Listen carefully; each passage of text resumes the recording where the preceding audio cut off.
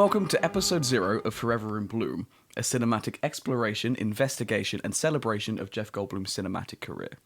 What I'm about to do is bring into my office two very good friends of mine and talk to them about my proposed theory. So, Liam and Beth, if you would like to come in and introduce yourselves. Hey. Sorry. Thanks. Hello. So this is Liam and this is Beth. Hello. Thank you for joining me here today. Thank you. So I have a theory, and I've put a lot of waking hours into this, and a lot of sleeping hours too. I believe that Jeff Goldblum is an interdimensional being that lives beyond time. Makes sense. I think it tracks. I don't know about this. Beth, I've brought you in as a skeptic. Liam, I know, is a Jeff Goldblum fanatic, so Yes. I feel like you two will balance me out. Anything, Jeff, I'm here for. And I live deep in the bloom. I need cold hard evidence of this. deep in the bloom. And what I'm pitching is that we watch every single film Jeff Goldblum has ever been in, chronologically, and have a light-hearted, fun discussion about Beth, your them. eye just twitched at the thought of watching that many films Did it? twice. Yeah. And what I fundamentally believe is that Jeff Goldblum, the actor that exists in our reality, also exists in these other realities as the characters he's playing, but also just as himself, as a way of trying to teach us something, or as a way of getting a message across to us, much like in Interstellar, the way that the four-dimensional beings in the future are humans. That's a big spoiler for Interstellar. I'm just going to leave it in there. Should point out there'll be spoilers, I guess, for every movie that we're going to talk about. People moving don't give a fuck forward. about spoilers. Some people Yeah, do. if you I care, don't. if you I'll put it care in the show about, notes. If it's a good film, I'll enjoy it regardless of if it's spoilt. agreed. I sometimes enjoy it more.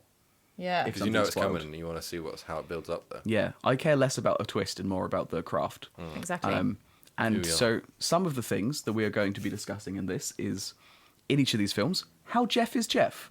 And that's what we're going to call the true Bloom scale.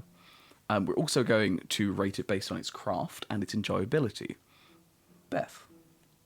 Craft, so entailing all different elements of the film, the soundtrack, the visual appeal, if we like how it looks, if we like how it makes us feel. How it's written, I guess. How Pardon? well it's written. Yes. Thank you, Liam. You're welcome. And if it's written well, we'll probably also enjoy it, wouldn't you say? Fucking awesome Liam? segue, man.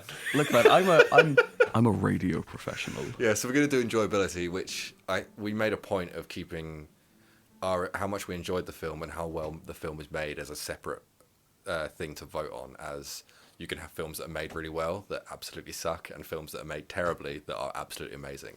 I would like to put the story of Ricky O in as my vote on films that are made awfully but I cannot get enough of. I agree on that, yeah. And we're taking into consideration the date of its release, the budget, and other wider factors and the Yeah. impact they have on the overall craft.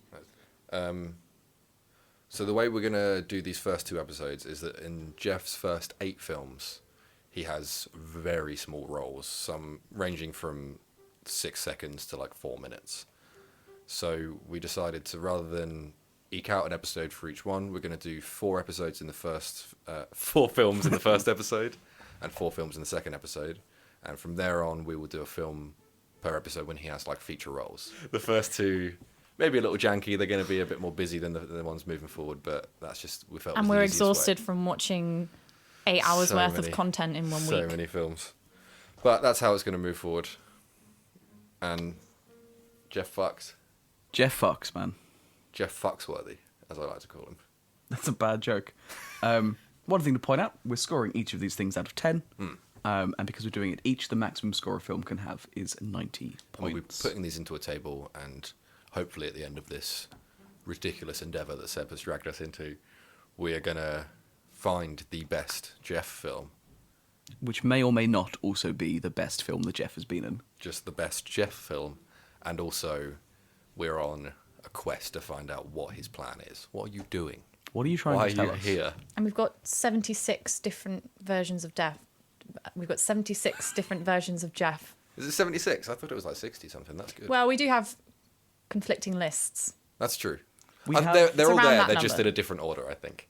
Yeah. But I guess the beauty of this is that as we get through films, more films will get released. So we are stuck in the bloom until the end of time. That's very true. We will be, you could say. Forever in Bloom. Cue the saxophone. That was a good ending. Sure. Yeah. Episode 0. Done. Fucking enjoy.